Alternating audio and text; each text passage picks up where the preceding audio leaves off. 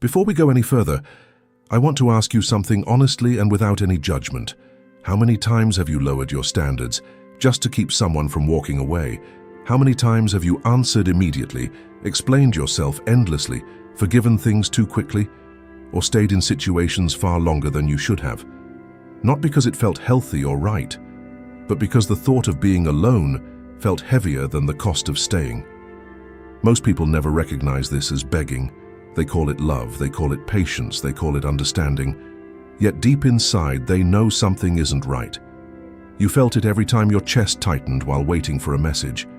You felt it whenever your mood rose or fell depending on how someone treated you. You felt it when you kept giving more than you could afford emotionally, secretly hoping that this time, finally, someone would choose you. But here is a truth many people spend years avoiding. You were never truly searching for love. What you were searching for was proof that you were enough, and that longing does not come from weakness. It grows from experiences that quietly taught you that love must be earned, that showing your authentic self was dangerous. That rejection hurt more than abandoning your own needs. So you adapted. You became agreeable. You became available. You became endlessly understanding. And in the process, you slowly silenced your own voice. Each time you ignored yourself to keep someone else comfortable, a piece of your self-respect faded into the background. This audiobook is not here to criticize you for that. It is here to wake you up. Because loving yourself more than anyone else is often misunderstood. It does not mean becoming cold-hearted. It does not mean pushing everyone away. It does not mean choosing isolation over connection. What it means is far simpler and far more powerful. It means refusing to negotiate your worth. It means refusing to shrink yourself to earn affection. It means no longer begging for a place in someone else's world while neglecting your own. Real self-love is not merely a feeling, it is a discipline. It is a grounded commitment. It is the quiet decision that your dignity will never again be exchanged for attention. The moment you begin valuing yourself more deeply than the approval of others, something powerful starts to change. You stop chasing. You stop proving. You stop explaining yourself to people who have already decided not to understand. Not because you suddenly care less, because you finally care more. You care about your peace. You care about your energy. You care about your emotional well-being. You begin to understand that relationships built on fear are not truly relationships at all. They are attachments. And attachment often demands that you abandon pieces of yourself in order to keep it alive. Throughout this audiobook, you will discover why seeking love through desperation weakens your inner foundation. You will understand how emotional dependency develops and why so many people become trapped inside it. More importantly, you will learn how to rebuild a sense of self that remains steady even when someone pulls away. You will learn how to sit comfortably with silence instead of rushing to fill it. You will learn how to establish boundaries without carrying guilt. You will learn how to leave situations that no longer serve you without resentment.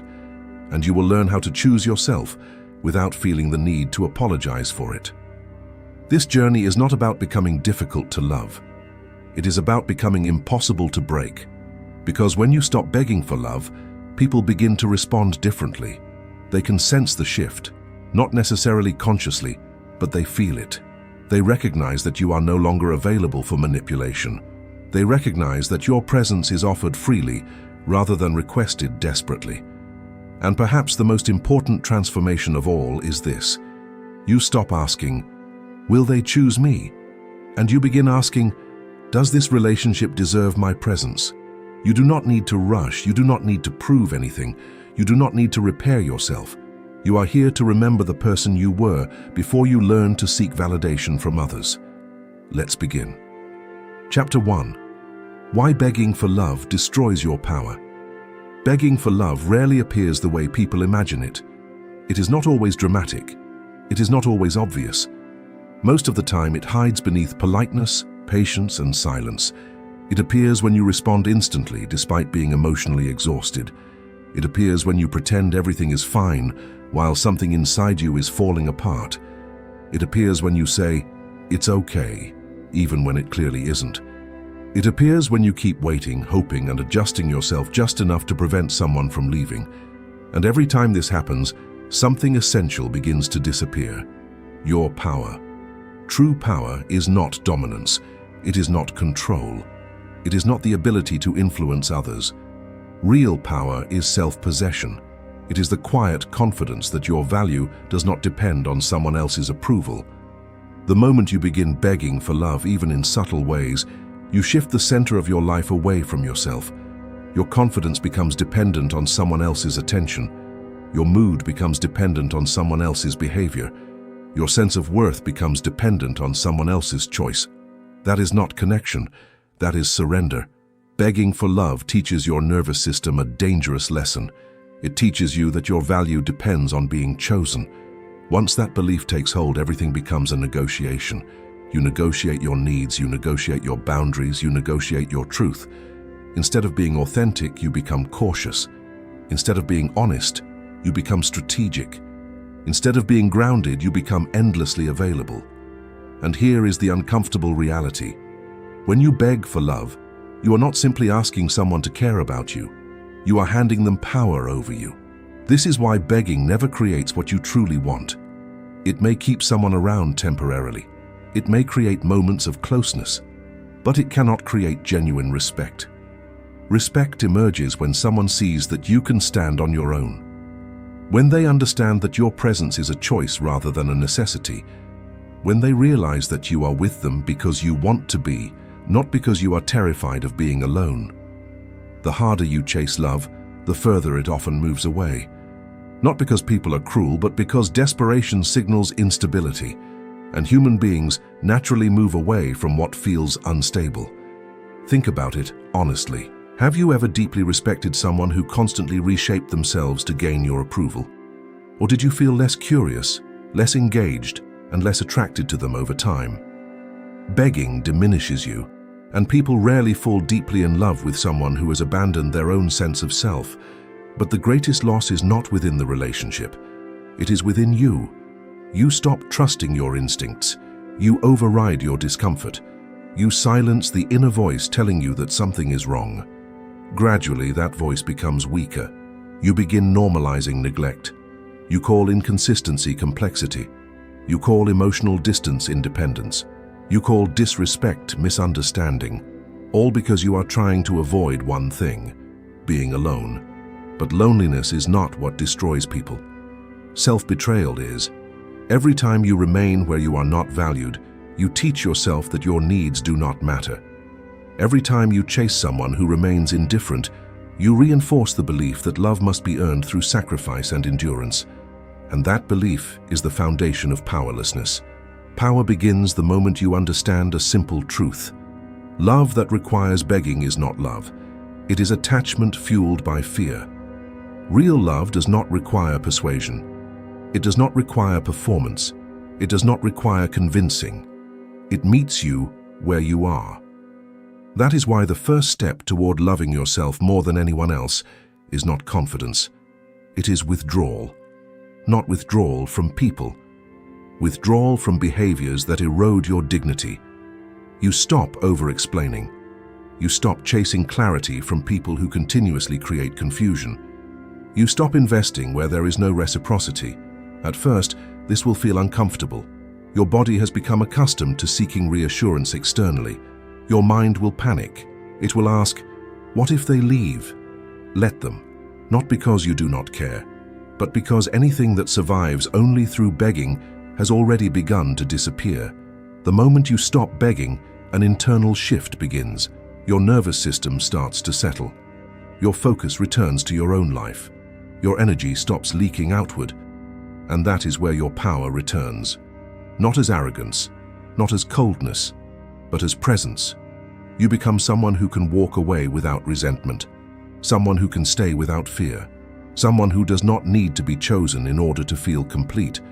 And here lies the paradox. The less you beg for love, the more capable you become of experiencing real love. Because love that comes from wholeness is free. It is not anxious, it does not cling, it does not require constant reassurance. In the chapters ahead, you will understand where these patterns originated, why your mind and body react the way they do, and how to rebuild your identity without closing your heart to genuine connection. But for now, hold on to this truth. The moment you stop pleading for love is the moment you begin reclaiming your power. And once that power returns, it transforms every part of your life. Chapter 2. The childhood wound beneath your need for validation. If you have ever questioned why reassurance feels so necessary, even when part of you knows better, the answer is rarely found in your present relationships. Its roots reach much deeper. Long before you understood what love was, you learned how to survive emotionally. As a child, you did not get to choose your surroundings. You adapted to them. And when adaptation is repeated over many years, it eventually becomes part of your identity. If love was unpredictable, you learned to stay alert. If affection depended on behavior, you learned to perform. If attention came only when you were helpful, quiet, obedient, or impressive, you learned to hide certain parts of yourself. None of this happened consciously. Children do not sit down and analyze their environment. They absorb it. And what you absorbed was a simple but powerful lesson. Love is something that must be secured. As a result, you grew up studying expressions, voices, moods, and pauses. You became skilled at reading the emotional atmosphere around you. You learned how to sense tension before anyone spoke, not because something was wrong with you, because you were trained to stay vigilant. This is where the craving for validation is born. To a nervous system that once believed love could disappear at any moment, validation feels like oxygen. It temporarily calms old fears. It quiets internal anxiety. For a brief moment, it tells you, you are safe, you are wanted, you are enough. But the comfort never lasts, because validation does not heal the wound. It merely numbs it. That is why reassurance never feels completely satisfying. One kind message may calm you for a while, yet a period of silence can send you into emotional chaos. You can receive affection and still feel empty shortly afterward. The truth is, you are not addicted to people. You are addicted to relief. And relief is not the same thing as love. The younger version of you learned to associate love with cycles of tension and release, with approval followed by withdrawal, with earning affection and fearing its loss. As a result, calm and stable love can feel unfamiliar when you become an adult. Sometimes it can even feel boring. Yet inconsistency feels exciting. It pulls you in. Your body recognizes it instantly, not because it is healthy, because it is familiar. This is why emotionally unavailable people can seem so attractive, why you often invest more energy in those who offer less in return, why you replay conversations, analyze messages, and overthink every interaction. Your nervous system is not actually asking for love. It is asking for regulation. And the only method it has learned is external validation. The problem is not wanting reassurance. The problem arises when your sense of worth becomes dependent on other people's opinions. The moment validation becomes your foundation, you lose your center.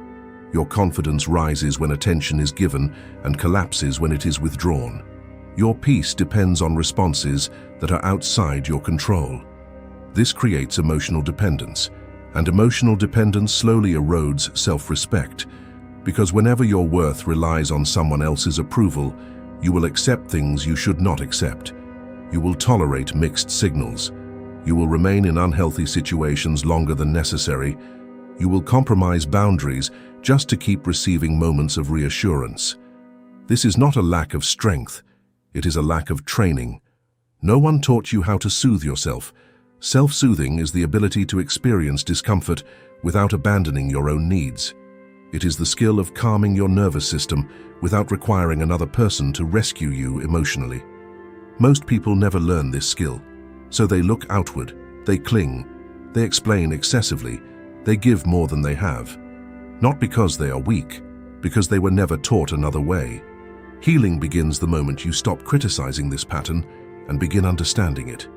A wound does not heal through shame. It heals through care. The first step is awareness.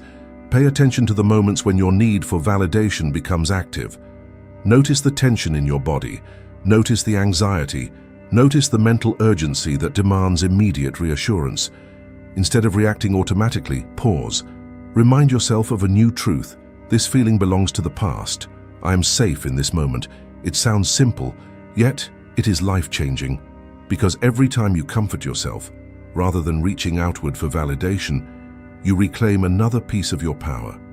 You teach your nervous system a different lesson. My value does not depend on being chosen. At first, this process will feel uncomfortable. Your body may resist. Your mind may argue against it. That is completely normal. You are changing patterns that may have existed for decades, but little by little, something begins to shift. You feel more grounded, more stable, less reactive, less desperate for proof of your worth. Validation stops feeling essential. It becomes something pleasant but unnecessary. And when that shift happens, your relationships begin to change. You stop asking, "Do they approve of me?" and start asking, "Can I truly be myself here and still feel safe?" This is the real foundation of loving yourself more than anyone else. Not confidence, not bravado, not superiority, but inner safety. When you learn to provide yourself with what you once begged others to give you, the hunger begins to fade.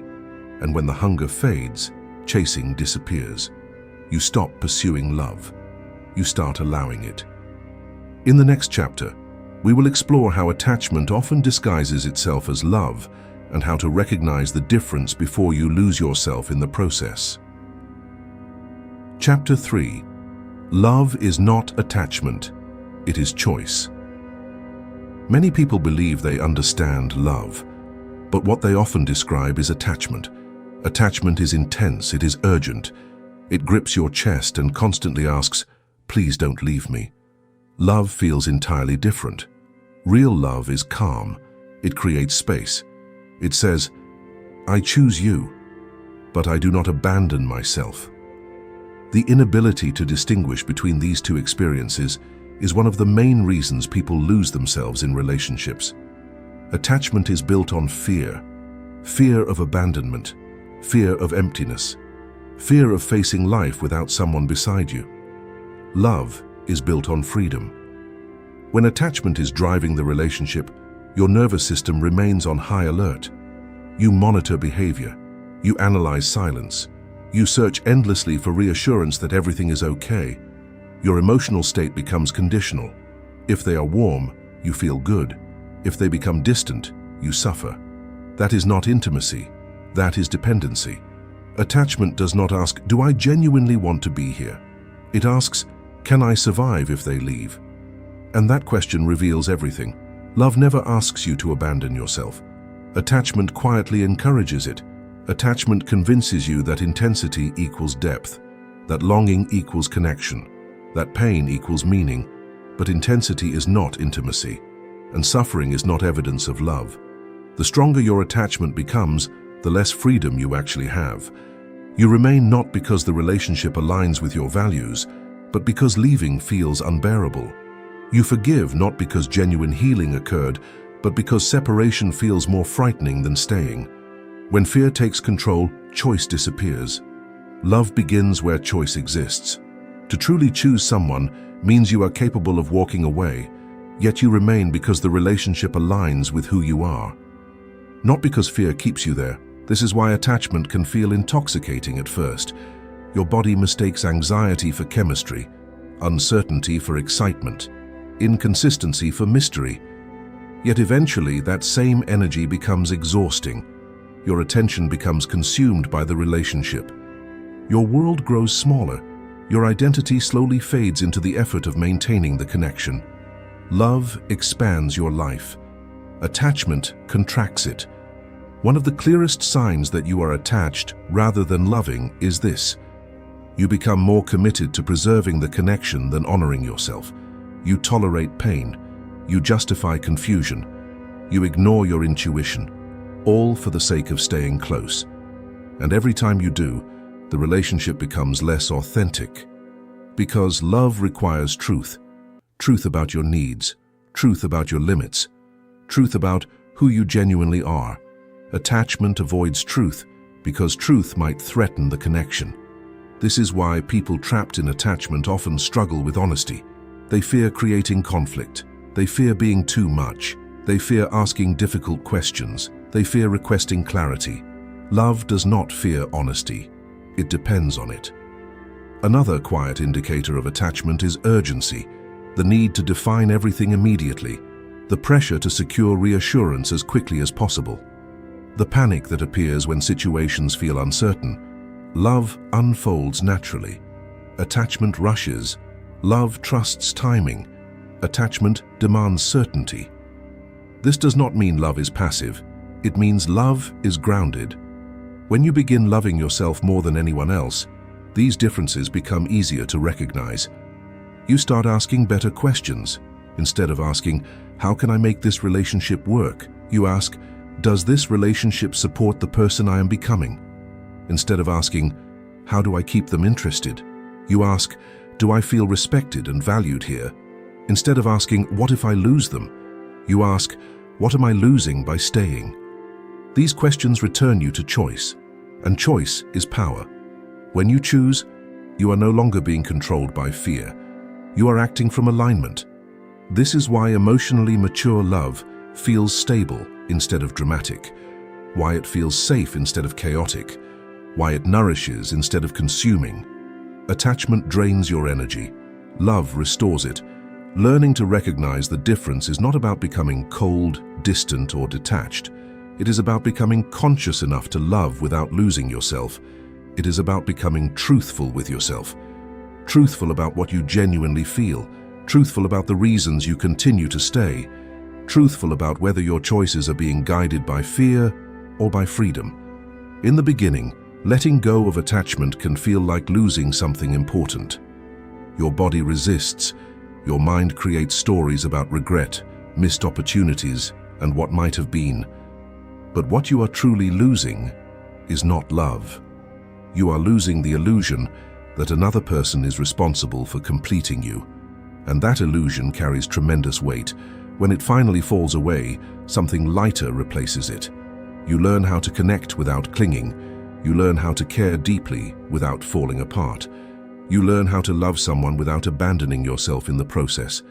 And that is when love becomes a choice once again.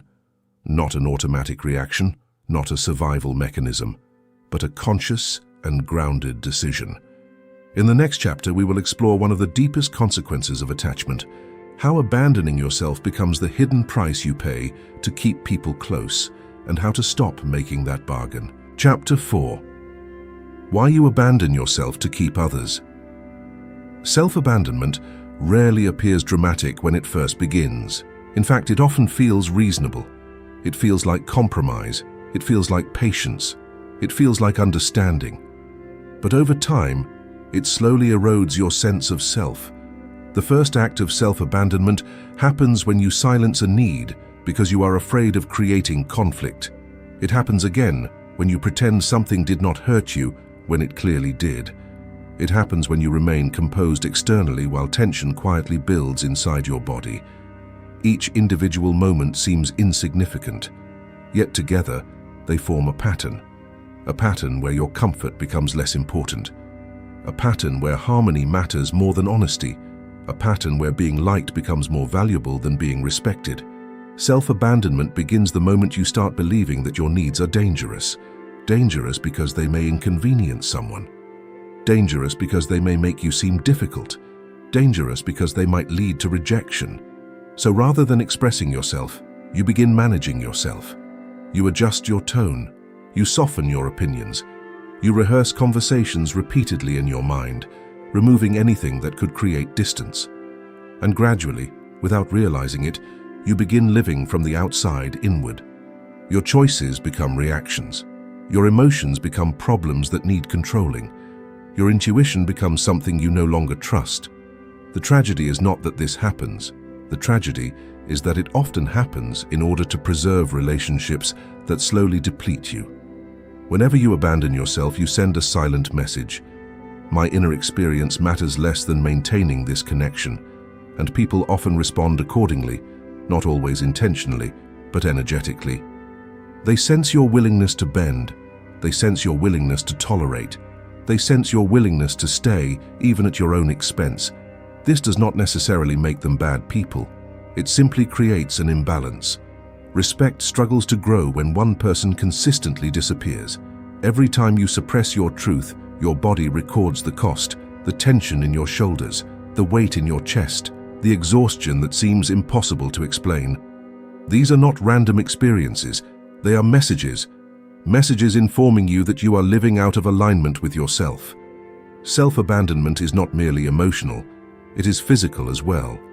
Your nervous system remains in a constant state of low-level stress because you are always monitoring yourself, monitoring what you say, monitoring how others perceive you, monitoring whether you are still accepted.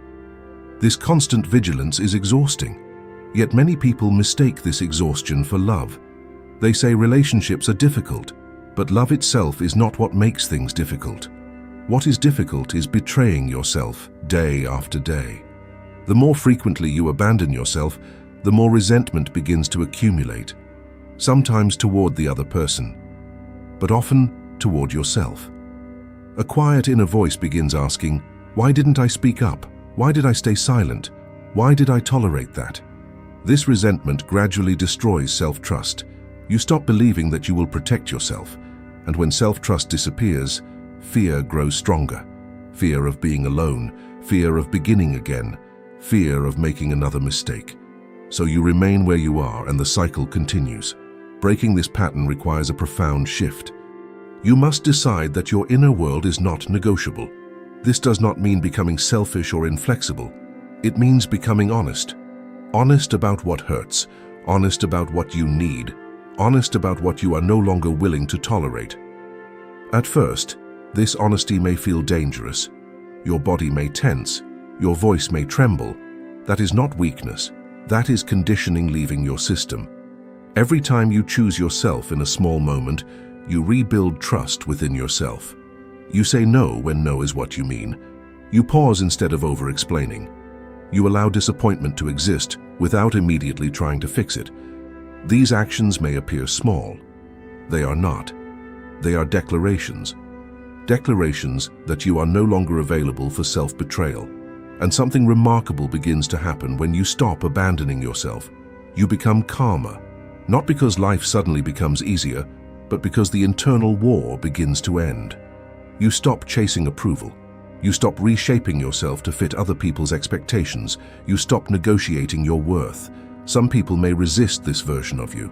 Your silence once benefited them. Allow them to resist. Anyone who requires your self-abandonment in order to remain close is not aligned with your growth. The relationships that survive will feel different, less dramatic, more authentic. Because love that demands your disappearance is not love. It is control disguised as connection. In the next chapter, we will examine the fear that keeps self-abandonment alive, the fear of being alone, and how learning to experience loneliness without panic becomes a source of strength. Chapter 5. Learning to sit with loneliness without panic. Loneliness is among the most misunderstood experiences human beings face. Most people do not actually fear solitude. What they fear is the feeling solitude brings to the surface, the silence, the absence of distraction, the unavoidable encounter with their own thoughts, and so they rush to fill the empty space. They reach out to people who drain them. They remain in relationships that no longer nourish them. They tolerate confusion because certainty feels more comfortable than emptiness. But loneliness itself is not the enemy. The real challenge is panic. Panic appears when you believe that being alone means something negative about you, that it means you have failed, that it confirms your deepest fear. I am not lovable. This belief is not something you were born with. It was learned. At some point, you absorb the message that connection determines worth, that being chosen determines value, that being alone means rejection. So when attention disappears, your body reacts as though danger is present. Your heart beats faster. Your thoughts spiral. You feel compelled to fix, pursue, or attach. This is not weakness. It is conditioning. Yet whenever you act from that panic, you strengthen the very fear you are trying to escape. You teach yourself that solitude is unbearable. You teach yourself that someone else must regulate your emotions. You teach yourself that being alone should be avoided at any cost. And that belief makes you vulnerable. Because if loneliness terrifies you, you will accept almost anything to escape it. You will tolerate inconsistency. You will tolerate emotional unavailability. you will tolerate far less than you deserve. Learning to sit with loneliness without panic does not mean enjoying loneliness. It means remaining present with it long enough for its meaning to transform. At first, loneliness feels uncomfortable. It feels exposed. It feels sharp. But if you resist the urge to escape immediately, something surprising occurs. The intensity begins to soften. The silence becomes gentler. And what remains is not emptiness. It is space. Space to reconnect with yourself. Space to notice your own rhythm. Space to remember who you are when nobody is observing you. Loneliness becomes a mirror. It reveals where you have outsourced your identity. It exposes the parts of yourself that have been neglected while chasing connection. This is why solitude feels threatening to chronic people-pleasers. Without other people reflecting an identity back to them, they feel uncertain about who they are. But that uncertainty is not a void. It is a beginning. When you learn to sit comfortably with loneliness, you develop emotional endurance. You prove to yourself that discomfort can be survived. You learn that emotions rise and fall without requiring external rescue. And this creates a quiet confidence, not the loud confidence that seeks validation, but the steady confidence that remains calm when someone pulls away.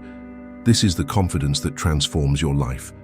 Because once you no longer fear being alone, your decisions become cleaner.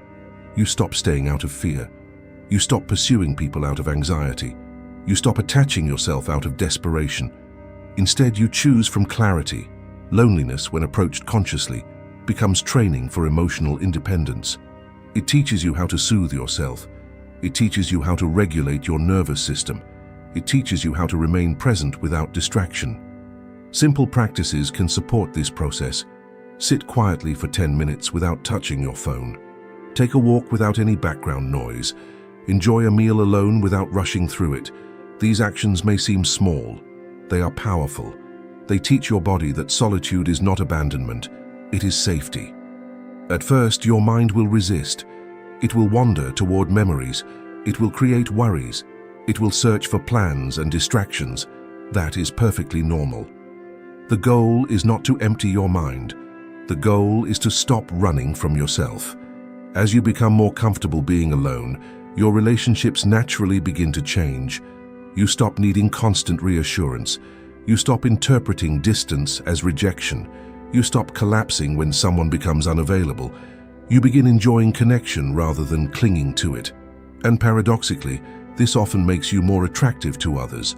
Not because you are pretending to be unavailable or playing games, but because you are rooted within yourself.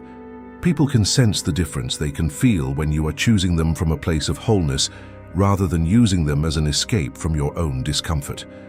Loneliness loses its grip when you stop treating it as a problem that needs fixing.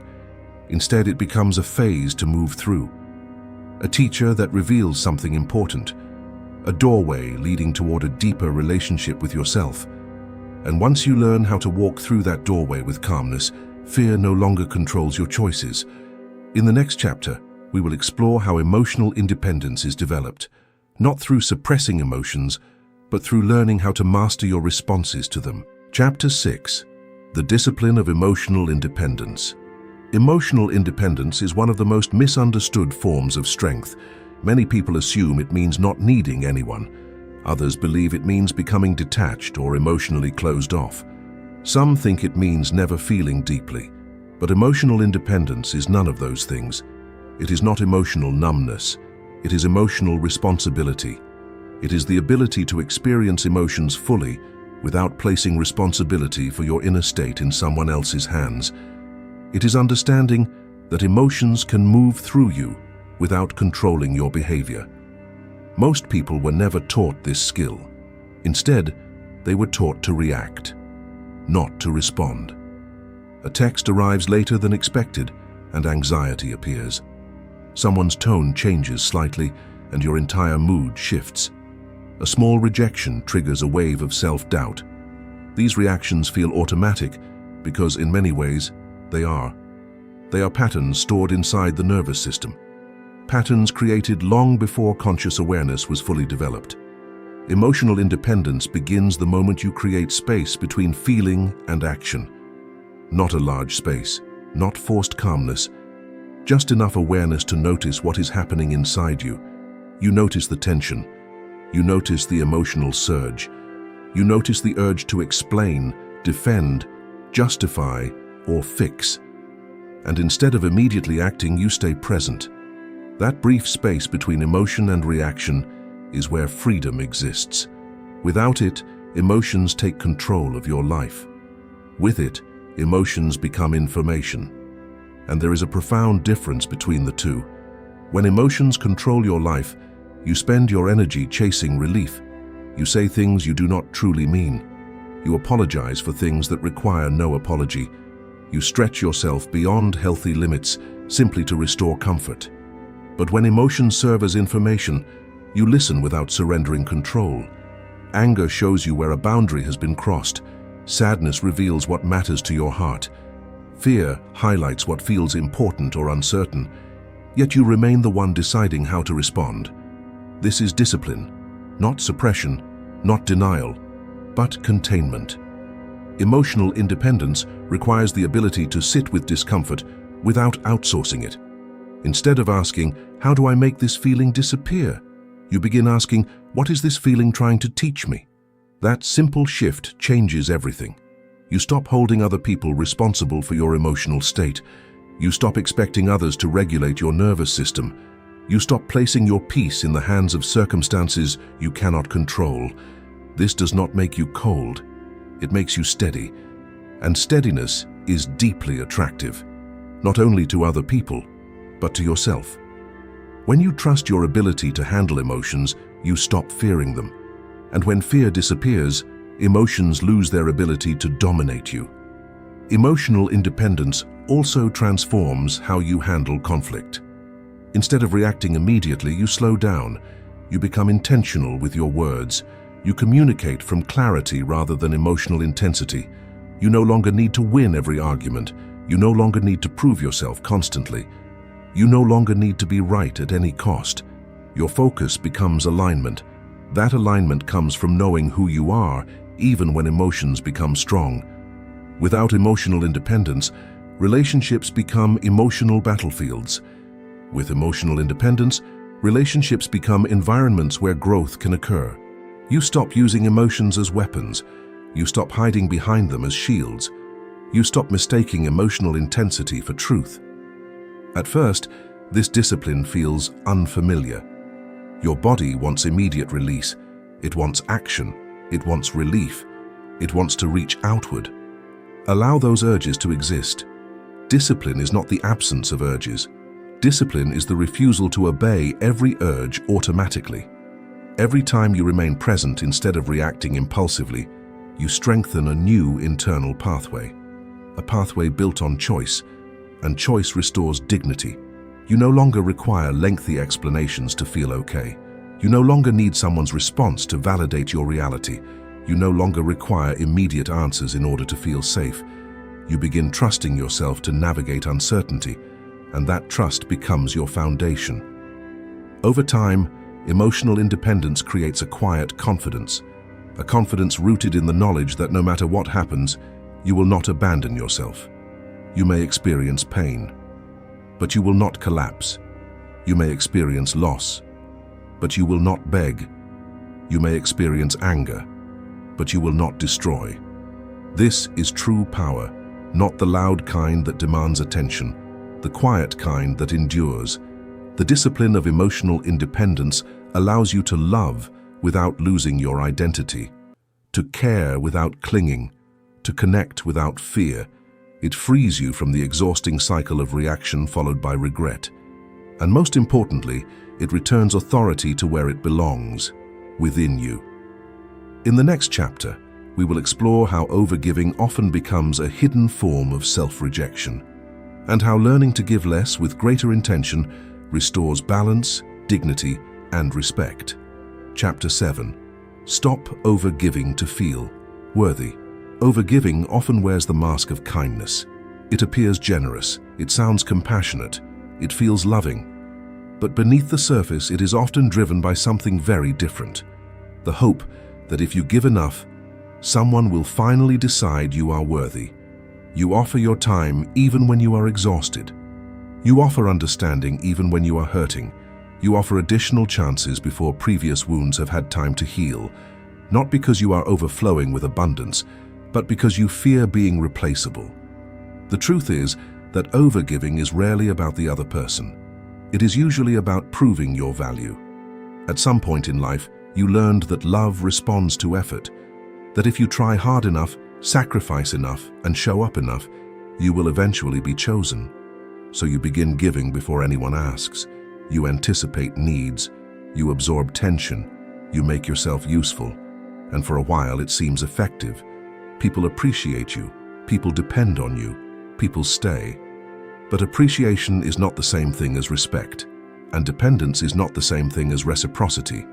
Eventually, the imbalance becomes impossible to ignore. You start feeling unseen, you feel emotionally unfed, you feel exhausted, and a quiet question begins to appear. Why do I give so much and receive so little? The painful answer is simple. Because you taught people that access to you requires very little effort. When giving has no limits, there is no invitation for others to contribute. There is no opportunity for reciprocity. There is no requirement for mutual investment. And without mutual investment, genuine connection begins to weaken. Overgiving also separates you from your own needs. You become so focused on supporting others that you stop asking yourself important questions. What do I want? What do I feel? What do I need? This disconnect slowly damages self-worth. Because worth that depends on usefulness is fragile. The moment you stop providing, you become afraid that love will disappear. So you continue giving. You convince yourself that this is simply who you are. Caring, understanding, easygoing, low maintenance. Yet beneath the surface, resentment continues to grow.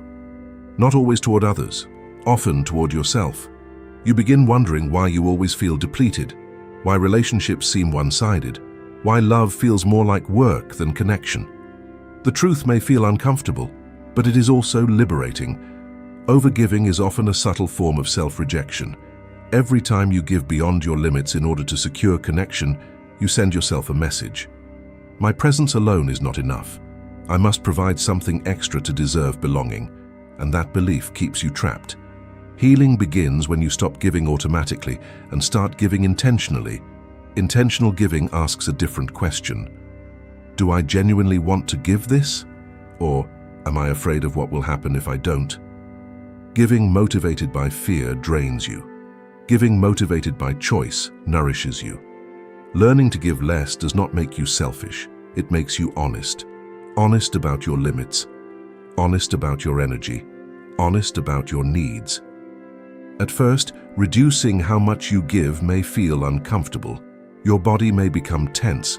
Your mind may warn you that people will leave. Allow those fears to rise, because anyone who remains only when you overextend yourself was never truly connected to you. They were connected to what you provided. And when you begin slowing down your giving, something revealing starts to happen. Some people step forward.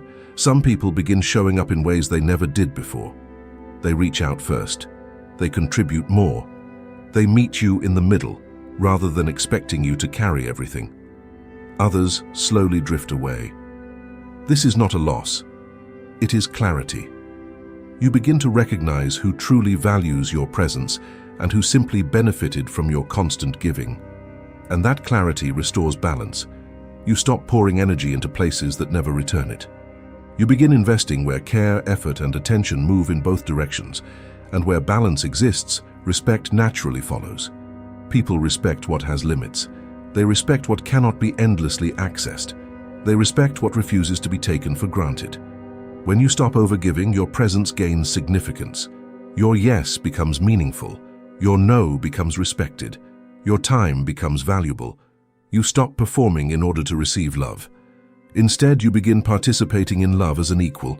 This shift changes the relationship you have with yourself as well. You start resting without guilt. You experience silence without anxiety. You create distance without panic. You learn that receiving is allowed.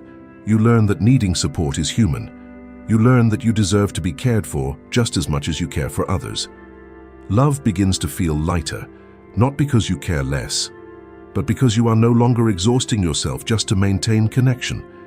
Overgiving was never evidence of your worth. It was evidence that you had forgotten it. When your giving comes from fullness rather than fear, relationships naturally find balance. In the next chapter, we will explore how boundaries, often misunderstood as barriers, are actually one of the highest expressions of self-love and one of the most important ingredients of healthy relationships. Chapter 8. Boundaries are the highest form of self-love. For many people, the word boundary creates discomfort. It sounds rigid, it sounds cold, it sounds like rejection. But boundaries are not walls, they are definitions. They define where your responsibility ends and another person's begins. They protect your inner world so that connection can exist without overwhelming you. If you grew up believing that love required compliance, boundaries may feel threatening. You may associate them with guilt. You may associate them with abandonment. You may associate them with conflict. So instead of setting them, you adapt. You tolerate behavior that drains you. You explain things that should not require explanation. You endure situations that slowly steal your peace, and you call that love.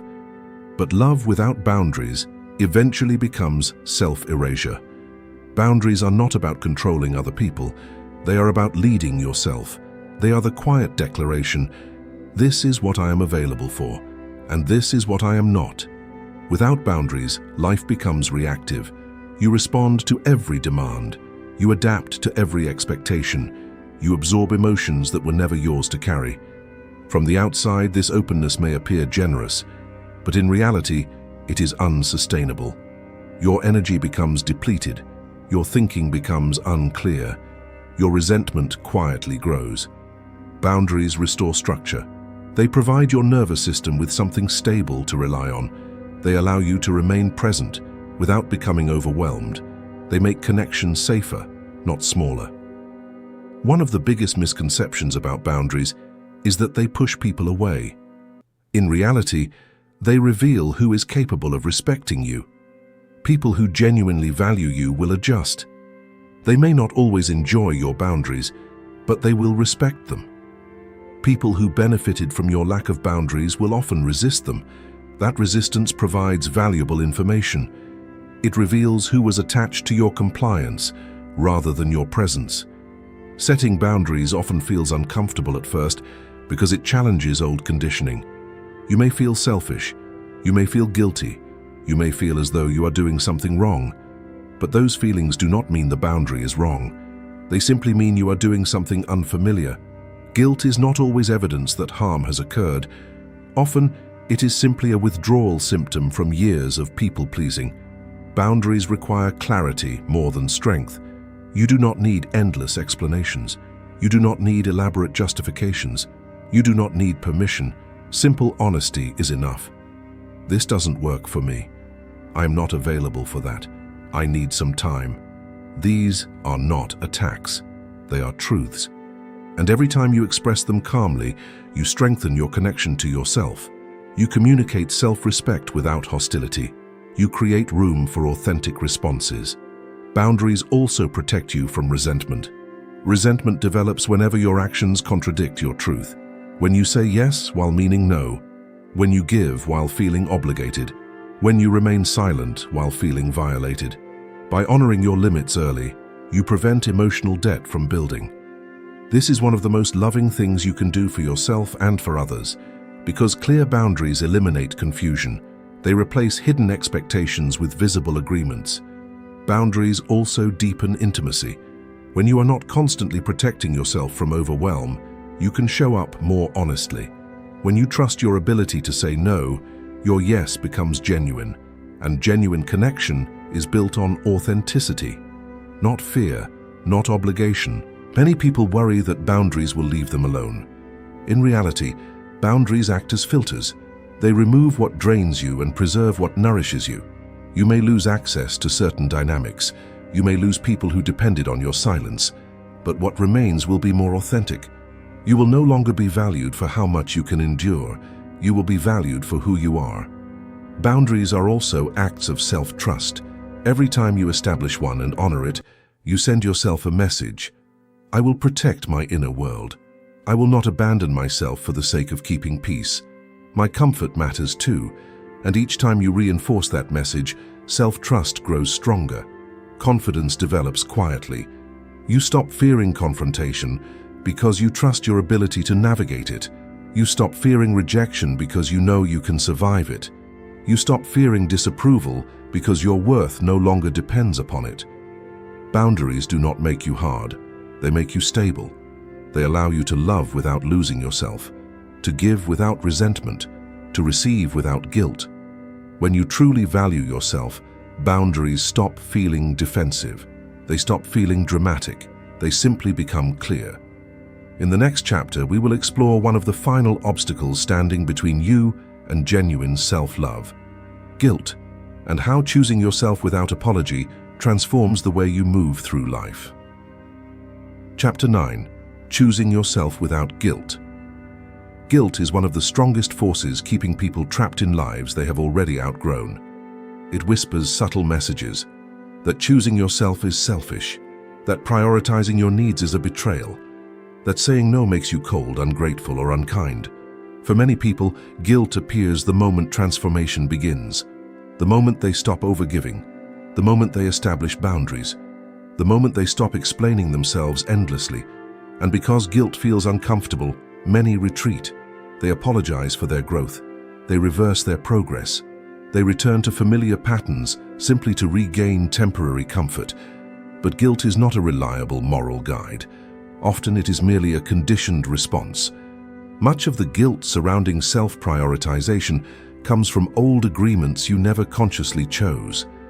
Agreements that said, keep everyone comfortable, avoid disappointing people, put yourself last. Perhaps those rules helped you feel accepted once.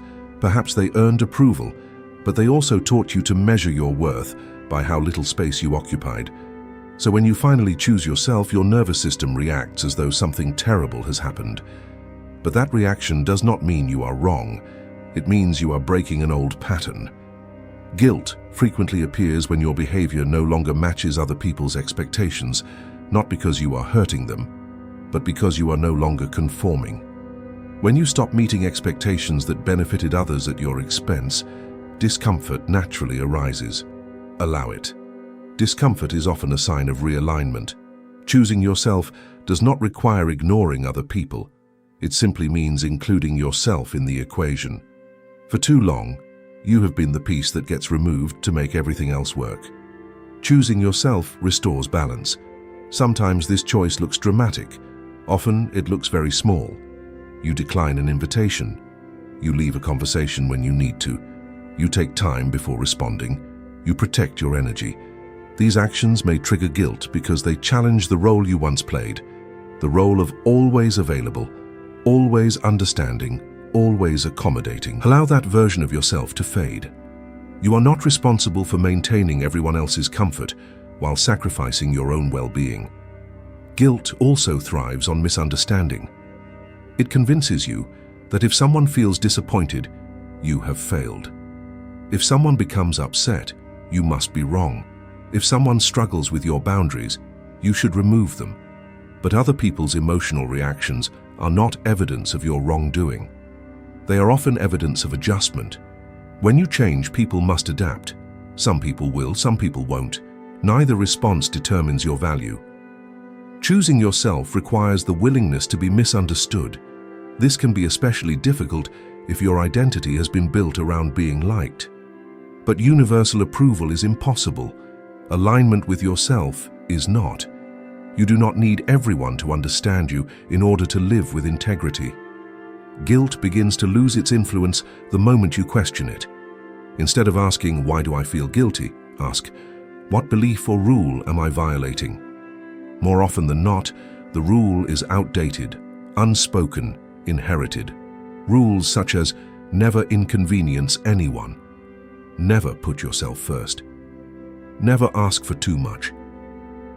You are allowed to rewrite those rules. You are allowed to create healthier ones.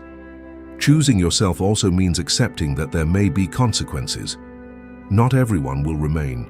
Not every relationship dynamic will survive. That is not failure. It is transition. You are not losing people. You are not losing people. You are releasing identities and roles that demanded your self-abandonment. And as those old roles begin to fall away, something far more stable takes their place. Self-respect. Self-respect is quieter than guilt, yet infinitely stronger. It does not argue. It does not beg. It does not demand attention. It simply remains. Every time you choose yourself without apologizing for it, self-respect grows a little stronger. You notice it in the way you carry yourself. You notice it in the tone of your voice. You notice it in the decisions you make. You move with greater intention. You react less impulsively. You trust yourself more deeply. Guilt may still visit from time to time, but it no longer directs your life. You acknowledge its presence without surrendering your power to it. That is maturity. Choosing yourself does not make you difficult to love.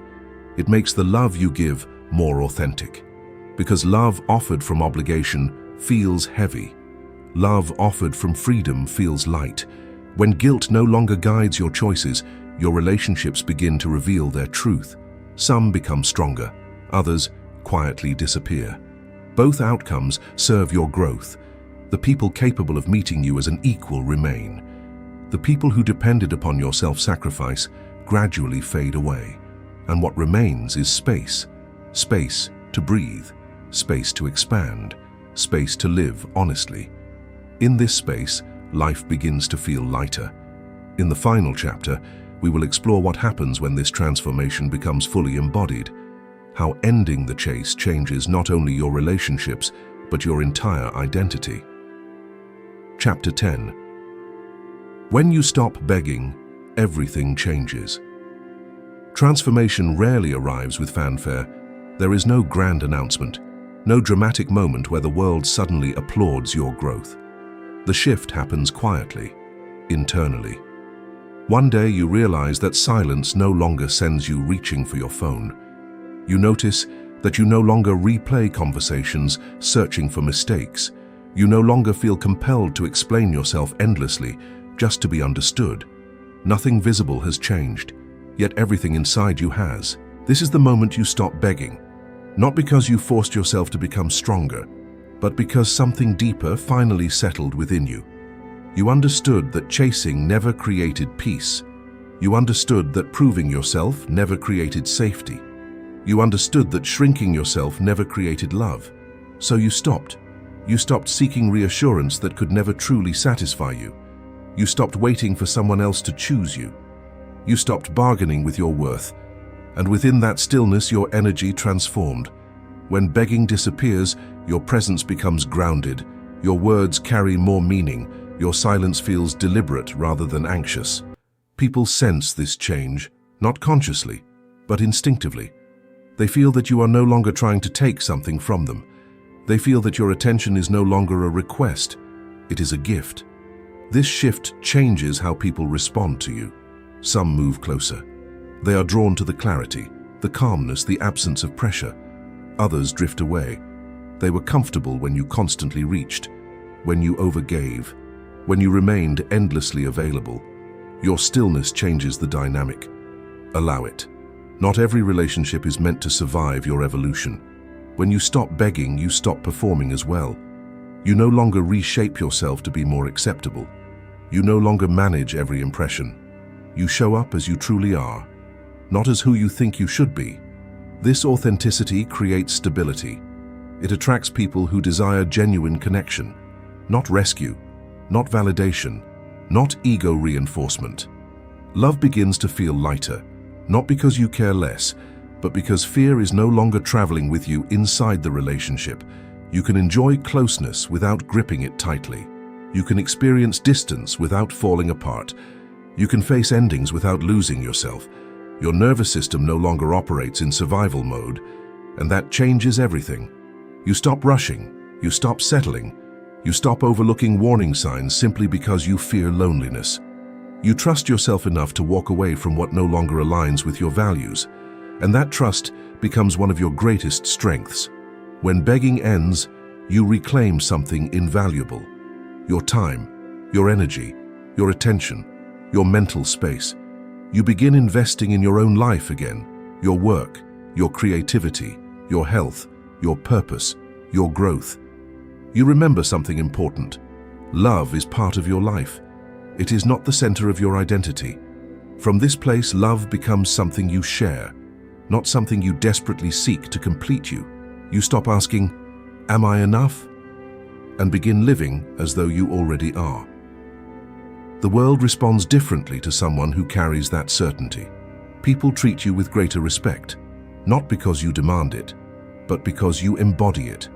Your boundaries are taken seriously. Your words carry significance. Your absence becomes noticeable. This is not manipulation. It is alignment. You are no longer losing energy through anxiety and over-effort. You are contained. And containment creates gravity. But the greatest transformation is not external. It is internal. You stop fighting yourself. You stop questioning every decision.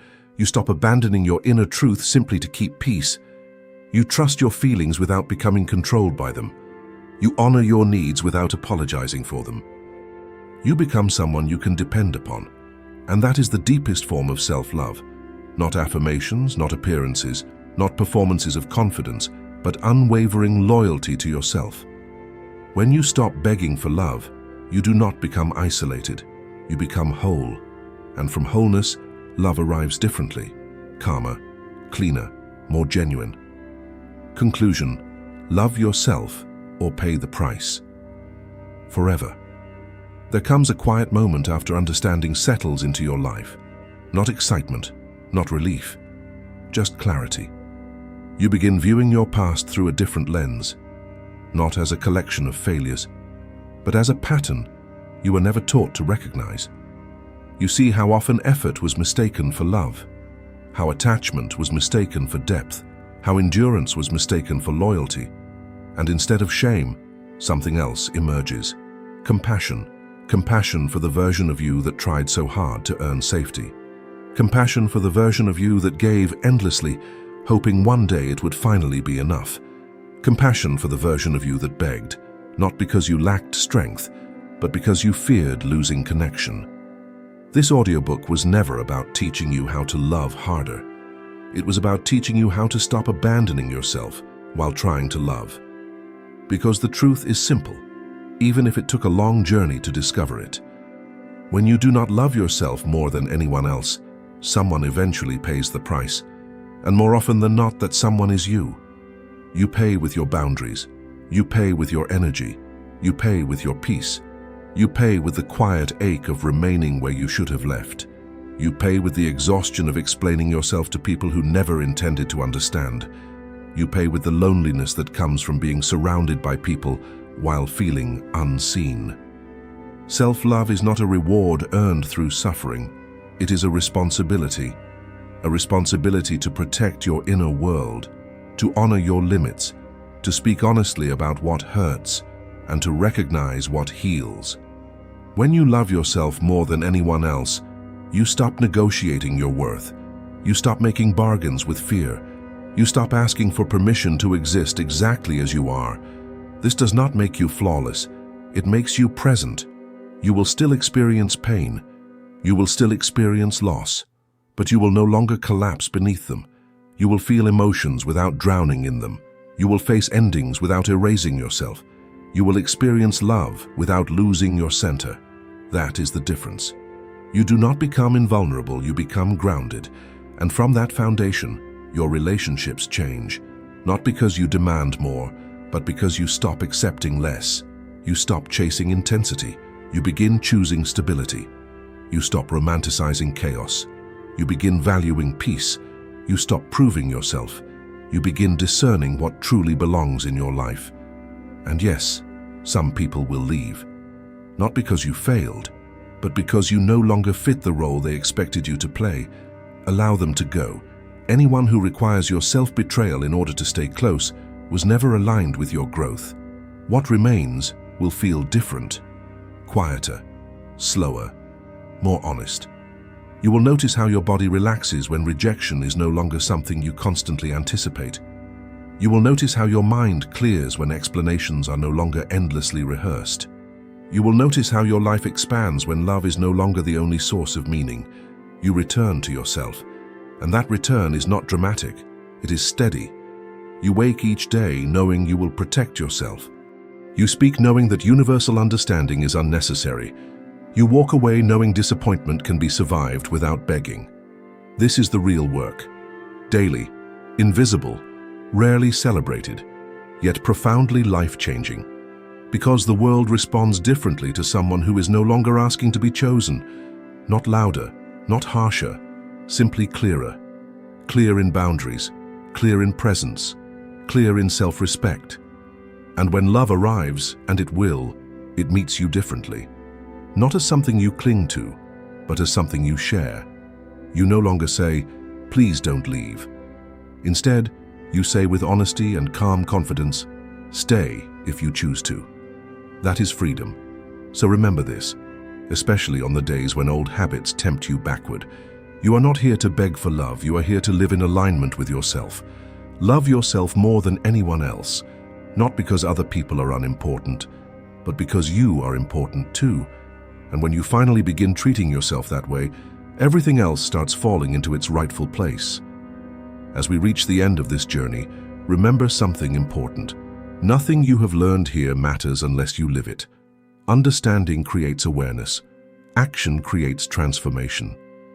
You can listen to these words, agree with them, even feel inspired by them, but your life will only change when your choices begin to change.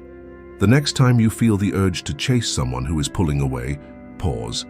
The next time you want to explain yourself to someone determined to misunderstand you, pause.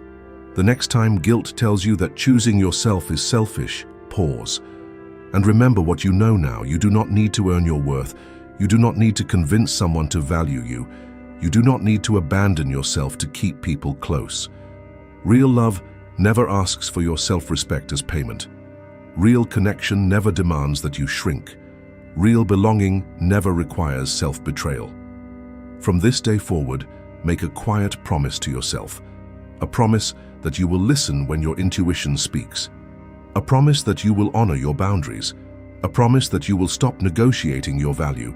A promise that you will choose honesty over approval.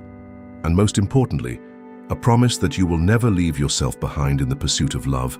There will be days when old habits return, days when loneliness feels heavy, days when rejection stings, days when fear whispers that it would be easier to go back to who you used to be. Do not mistake those moments for failure. Growth is not the absence of struggle. Growth is choosing differently, even when struggle appears. Every time you respect yourself, you become stronger. Every time you honor a boundary, you become freer. Every time you choose your peace over your fear, you become more whole.